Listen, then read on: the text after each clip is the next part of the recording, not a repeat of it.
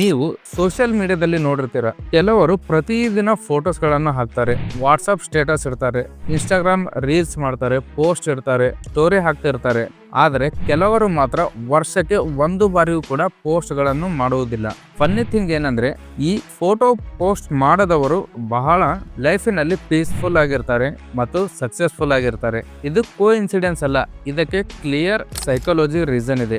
ಇವತ್ತಿನ ವಿಡಿಯೋದಲ್ಲಿ ನಾವು ಸಕ್ಸಸ್ಫುಲ್ ಪೀಪಲ್ ಫೋಟೋಸ್ಗಳನ್ನು ಯಾಕೆ ಪೋಸ್ಟ್ ಮಾಡಲ್ಲ ಮತ್ತು ಲೈಕ್ ಕಮೆಂಟ್ಸ್ ಇವರಿಗೆ ಏಕೆ ಇಂಪಾರ್ಟೆಂಟ್ ಅನ್ಸಲ್ಲ, ಸಿಂಪಲ್ ವರ್ಡ್ಸ್ ನಲ್ಲಿ ಈ ವಿಡಿಯೋದಲ್ಲಿ ತಿಳಿದುಕೊಳ್ಳೋಣ.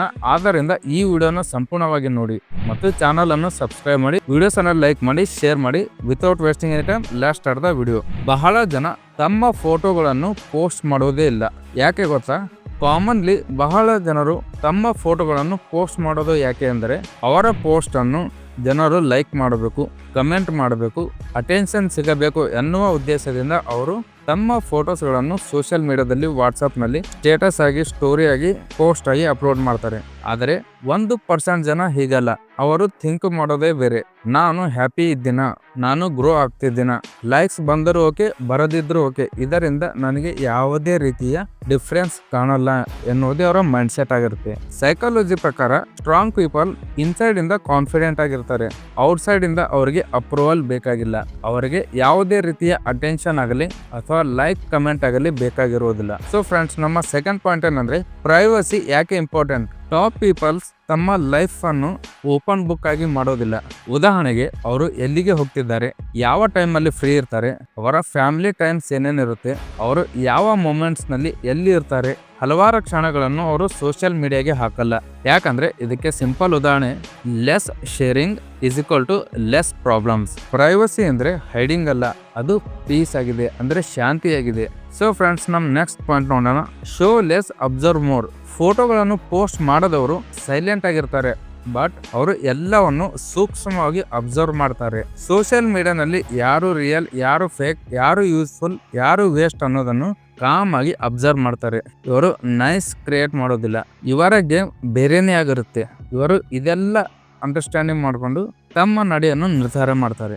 ನಾಲ್ಕನೇ ರೀಸನ್ ನೋಡೋದಾದ್ರೆ, ರಿಯಲ್ ಕಾನ್ಫಿಡೆನ್ಸ್ ಲೌಡ್ ಅಲ್ಲ. ರಿಯಲ್ ಕಾನ್ಫಿಡೆನ್ಸ್ ನಮ್ಮ ಫೋಟೋಗಳಿಂದ ಅಥವಾ ಸ್ಟೋರಿಗಳಿಂದ ಬರೋದಲ್ಲ. ಡೈಲಿ ಫೋಟೋಸ್, ಡೈಲಿ ಸ್ಟೋರೀಸ್ ಇದು ಕಾನ್ಫಿಡೆನ್ಸ್ಗೆ ಏನು ಮಹತ್ವ ನೀಡುವುದಿಲ್ಲ. ರಿಯಲ್ ಕಾನ್ಫಿಡೆನ್ಸ್ ಇರುವ ವ್ಯಕ್ತಿ ಹೇಗೆ ಥಿಂಕ್ ಮಾಡ್ತಾರೆ ಅಂದ್ರೆ, ನನಗೆ ಪ್ರೂಫ್ ಬೇಕಾಗಿಲ್ಲ. ವೀಕ್ ಕಾನ್ಫಿಡೆನ್ಸ್ ಇರುವವರು ಅಟೆನ್ಷನ್ ಕೇಳ್ತಾರೆ, ಆದರೆ ಸ್ಟ್ರಾಂಗ್ ಕಾನ್ಫಿಡೆನ್ಸ್ ಇರುವವರು ಸೈಲೆಂಟ್ ಆಗಿರ್ತಾರೆ, ತಮ್ಮ ಕೆಲಸಗಳನ್ನು ಮಾಡ್ತಿರ್ತಾರೆ.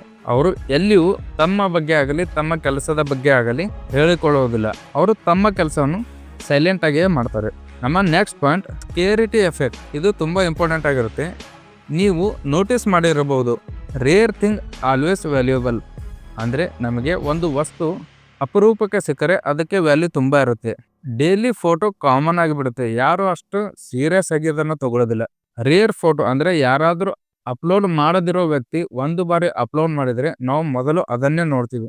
ಅದಕ್ಕೆ ಟಾಪ್ ಪೀಪಲ್ಸ್ ಲೆಸ್ ವಿಸಿಬಲ್ ಆಗಿರ್ತಾರೆ, ಬಟ್ ಮೋರ್ ರೆಸ್ಪೆಕ್ಟ್ ಅನ್ನು ಅವರು ಹೊಂದಿರ್ತಾರೆ, ಮೋರ್ ಅಟೆನ್ಷನ್ ಅವರಿಗೆ ಆಟೋಮೆಟಿಕ್ ಆಗಿ ಸಿಕ್ಕಿರುತ್ತೆ. ಸಿಂಪಲ್ ಟ್ರೂತ್, ಯಾರು ತನ್ನ ಲೈಫ್ ನಲ್ಲಿ ನಡೆಯುವುದನ್ನು ಶೋ ಮಾಡೋದ್ರಲ್ಲಿ ಬ್ಯುಸಿ ಇರ್ತಾರೋ ಅವರು ಲೈಫ್ ಬಿಲ್ಡ್ ಮಾಡೋದ್ರಲ್ಲಿ ಬ್ಯುಸಿಯಾಗಿ ಇರೋದಿಲ್ಲ. ಸೊ ಫ್ರೆಂಡ್ಸ್, ನಾಯ್ಸ್ ಯಾವಾಗಲೂ ಅಟೆನ್ಷನ್ ಕೊಡುತ್ತೆ, ಸೈಲೆನ್ಸ್ ಯಾವಾಗಲೂ ರೆಸ್ಪೆಕ್ಟ್ ಕೊಡುತ್ತೆ. ನೀವು ನಿಮ್ಮ ಜೀವನದಲ್ಲಿ ಮುಂದೆ ಬರ್ಬೇಕಂದ್ರೆ ನೀವು ಸೋಷಿಯಲ್ ಮೀಡಿಯಾನು ಆದಷ್ಟು ಕಮ್ಮಿ ಬಳಸಿ ಹಾಗೂ ಪಾಸಿಟಿವ್ ಥಿಂಗ್ಸ್ ಗಳನ್ನು ಕನ್ಸ್ಯೂಮ್ ಮಾಡಿ ಅಂತ ಹೇಳ್ತೀನಿ. ಸೊ ಫ್ರೆಂಡ್ಸ್, ಇದಾಗಿತ್ತು ಇವತ್ತಿನ video. I will change my mind set ಎಂದು ಕಮೆಂಟ್ ಮಾಡಿ. ಜೊತೆಗೆ ಈ ವಿಡಿಯೋ ನಿಮಗೆ ಮಾಹಿತಿ ಕೊಟ್ಟಿದೆ ಅಂತ ಅನಿಸಿದ್ರೆ ಈ ವಿಡಿಯೋನು ಲೈಕ್ ಮಾಡಿ, ಚಾನಲ್ ಅನ್ನು ಸಬ್ಸ್ಕ್ರೈಬ್ ಮಾಡಿ. ಧನ್ಯವಾದಗಳು.